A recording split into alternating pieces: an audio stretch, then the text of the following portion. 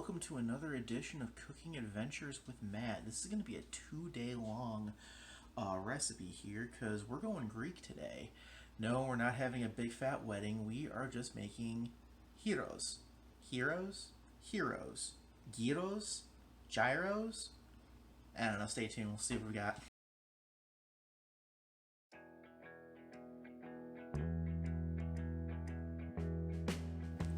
So to make gyro meat, I'm just going to call it gyro, I'm from the Midwest, so sue me. We need 1 pound of ground lamb, 1 pound of ground beef. Now, we're in the middle of a freaking pandemic right now, so ground lamb is a little hard to come by. Most meat counters at grocery stores are closed-up shops. They can work on stock for everything else. So I got 1 pound of lamb shoulder chops. What I'm going to do is I'm going to use my food processor here and I'm going to show you how to grind up meat on your own. You don't need one of those big circular grinders where you see like people make sausage from. You just need your food processor. So let's get that going.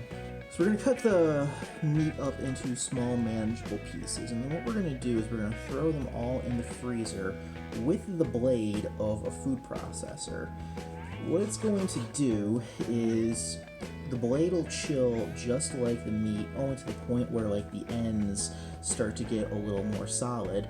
And then when we throw it in the food processor, it's going to grind it up into a nice pebbly mixture. And that's how we're going to make our ground meat. Sprinkled a little extra salt on there to draw some extra moisture. And we're going to come back in about 20 minutes. Now this is going to actually be kind of fun because this is the first time I'm going to be using my new Oster food processor. So if I fuck this up, man, I'm done. I'm done cooking. Alright, here goes nothing.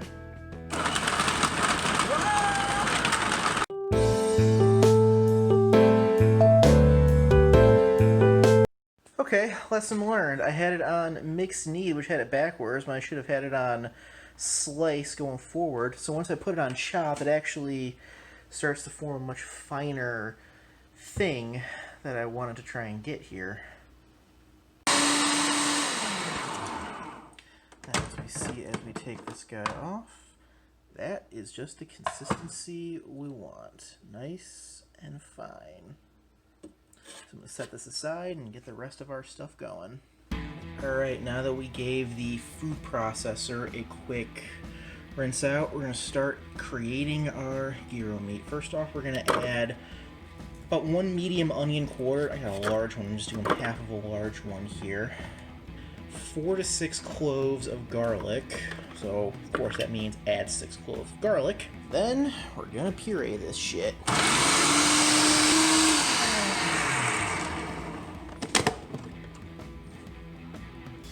Looking nice and fine. Alright, in goes 1 pound of ground beef. In goes 1 pound of our ground lamb. What I love about doing it this way is that if you want to make something like, say, burgers, and you want a specific blend, like, like Shake Shack does. Like, Shake Shack is a ground blend of brisket, short rib, and flat iron steak.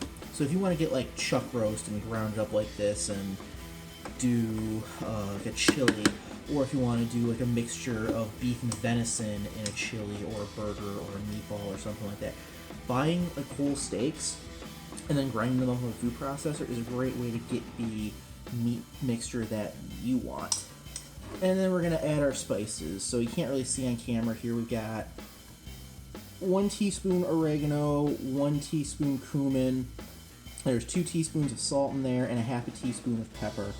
This recipe comes from Dimitra's Dishes on YouTube, so I'm sure there's probably going to be some 100% Greek people out there that are probably going to be yelling at me, be like, "That's not the right spice palette!" I'm like, take it up with Dimitra. She's on YouTube. She has like 94,000 subs.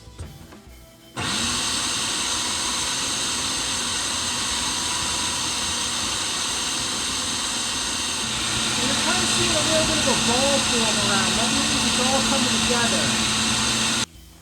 So now you basically get the consistency of like tuna fish or cat food or whatever, but that's basically what we want. Now we're going to throw it in a loaf pan and bake it up. Into a loaf pan, the meat mixture goes. So now that we got this nice and packed down, into a preheated 325 degree oven. I know it still has a little bit wise to go, but into a preheated 325 degree oven it goes for 45 minutes to an hour. Let that cook nice and through. Alright, 55 minutes in the oven at 325. You can see everything kind of pulled away from the loaf pan. What we're going to do is we're going to let this cool to room temperature, and then we're actually going to refrigerate it overnight to let all the juices absorb and settle, giving it much more flavor. So what we're going to do is we're going to essentially slice it up really thin, and that's going to make our strips of gyro meat. So we're going to come back tomorrow, and then tomorrow we're going to work on pita bread and tzatziki sauce. Alright, day 2 is upon us. I've got half a cup of water and half a cup of flour with about 1 teaspoon of active dry yeast. We're going to create a little bit of a slurry here. I'm going to let this sit and let the yeast bloom before we start adding in more flour. This is going to be the pita bread part of things. So, recipe comes from Chef John and Binging with Babish. So we're just going to let this sit now for a little bit and let this yeast bloom for about 20 minutes. So now that 20 minutes has gone by, you can see the bubbling activity. That is the yeast. So into the bowl goes and put 1 tablespoon of olive oil, 1 pinch of salt, and it's going to be 112 grams of flour. Mix this all together. We're going to get our dough going. So normally what I do is I'll have the phone on. If it says, 5 to 6 minutes of mixing, I'll throw on the phone, put on YouTube, listen to some music for 5 to 6 minutes while I'm just with one hand kneading it as best I can. As you can see, we're about at the 5-minute mark here, and a nice little smooth ball of dough is forming. Alright, so now we got our nice, smooth, supple, yet tacky ball of dough here. We're going to oil up. We're going to let this guy rise for 2 hours.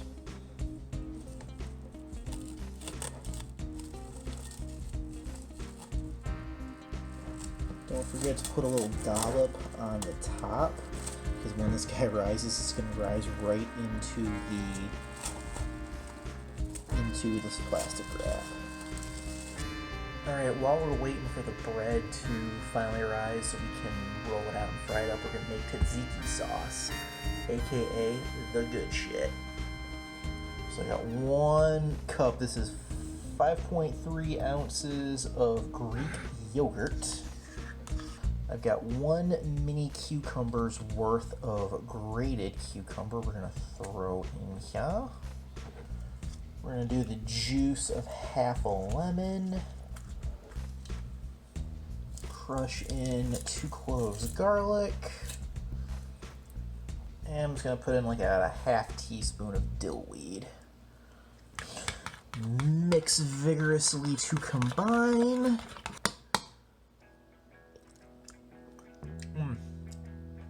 That's the good shit. Alright, so now we can see our dough has expanded hardcore here. And divide it into 4 even pieces.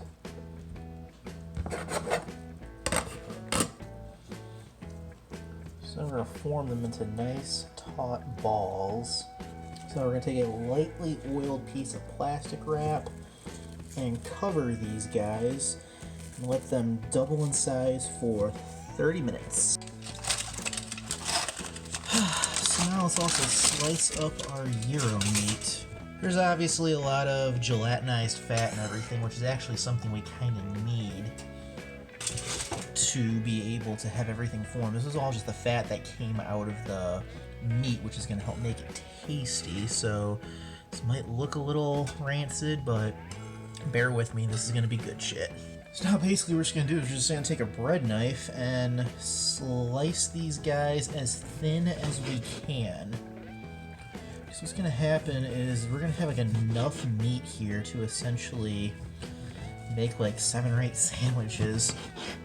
But we cut it up nice and thin so it can cook all the way through. Now you can kind of see that it's a little underdone here, but once you throw it on there and it browns up, everything will be cooked thorough.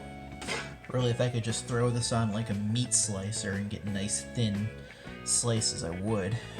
And the cool part about this is that you can still take some of this, put it in a plastic bag and freeze it, and it will still be good for a while. You just have to throw it on and fry it up when you're ready. So there we go. All sliced up assorted sizes and thinness. I'm going to put most of this back in the freezer, but now you see we have nice little thin pieces to throw on the skillet. We're all good to go here. So once we roll it out, we throw it onto a super hot skillet and let it start to do its business. In about a minute per side. Hopefully we're going to start to see, you can kind of already see a little bit of those bubbles starting to form. That's the good shit. That's what we want. I've been saying good shit a lot this video. We should make that a catchphrase or something. Alright, pita number 3 here. Starting to form a little bit of bubbles. Let's give her a nice flip. That is what we're looking for. So, throwing about a handful of the meat into the skillet that's lightly oiled. We're just going until these are going to be cooked all the way through and brown. Given how thin everything is here, I doubt that this is going to take very long on either side, but both sides have to be flipped through. Wow, not even a minute on there, and we're already getting the nice, well-done side of things. So I'm going to cook up another handful here. See, part of what I think it is, an inclusion to the heat, a lot of that fat that was rendered in the meat is now melting and really helping this stuff fry up really quick. Alright, so let's start constructing our sandwich. First on goes the pita bread, followed by several slices of the gyro meat, by a bunch of chopped red onion, and then a nice couple scoops of tzatziki sauce. Wrap it up like they do in the restaurants. And here's our sandwich. The gyro meat is fan-fucking-tastic. Tzatziki sauce is on money. And the pita bread is like the perfect consistency. So once you get like the single hand wrap with the pita, I think you're going to be on the money. Alright, so go look up Dimitra's Dishes on YouTube to get the original recipe. I'll even post a link in the comment section or the description below. I'd rather everyone stay home and cook some good food and get fat as opposed to either going out and getting coronavirus or going out into a freaking riot. So that's what's up. I made even myself.